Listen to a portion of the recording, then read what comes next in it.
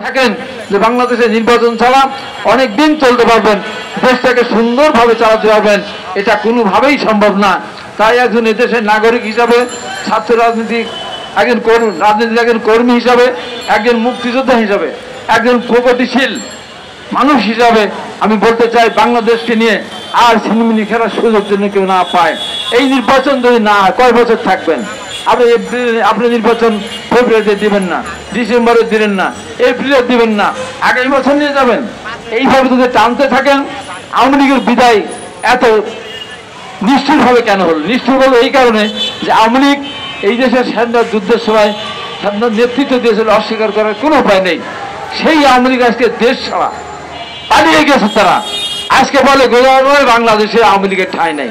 কেন? ওই যে 2024 সালে এবং 2014 সালে যে একটাবার নির্বাচন না করতো, বিশেষ করে 2024 সালে যদি সমস্ত রাজনৈতিক দলগুলিকে নিয়ে নির্বাচন করতো, হয়তো বিএনপি যে রাষ্ট্রীয় ক্ষমতা যেত, আওয়ামী লীগ তো বিরোধী দলে থাকতে পারতো। আজকে দেশের প্রধানমন্ত্রীকে পালিয়ে যেতে হতো না। আজকে আওয়ামী লীগের সমস্ত নেতারা দেশ ছাড়া হয়েছে। এই যে রাস্তাঘাটে এত আওয়ামী লীগ দেখেন, কাউকে দেখেন একটা মুজিব করে দেখেন, বলেন তো আজকে 5 তারিখের পর থেকে যদি কেউ একটা মুজিব করে ছবি দেখাতে পারেন যে ঢাকা শহরে গরম, প্রচন্ড গরম, তাপদাহে মানুষ হাসহাস করে নিঃশ্বাস করতে পারে না, তারপরে মুজিব কোট পরে পরে রাস্তায় তারা ঘুরতো। শীতের দিনে বললেন একটা ব্যাপার ছিল, দেখেন একটা দেখেছেন? দেখেন না কেন?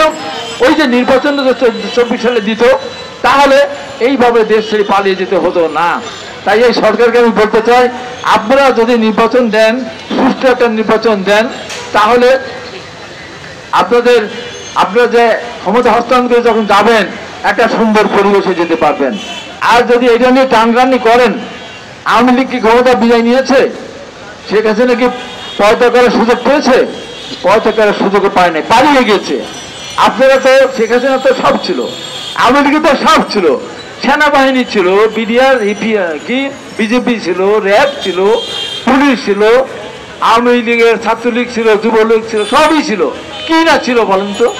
এপিসিএসি বলেন, মেডিকেল অ্যাসোসিয়েশন বলেন, ইঞ্জিনিয়ার অ্যাসোসিয়েশন বলেন, কৃষি বিট অ্যাসোসিয়েশন বলেন, বায়তুল্লাহী খতিব থেকে শুরু করে এমন কেস ছিল না কোথায় যে আওয়ামী লীগ করতো না বা আওয়ামী লীগের কথা বলতো না।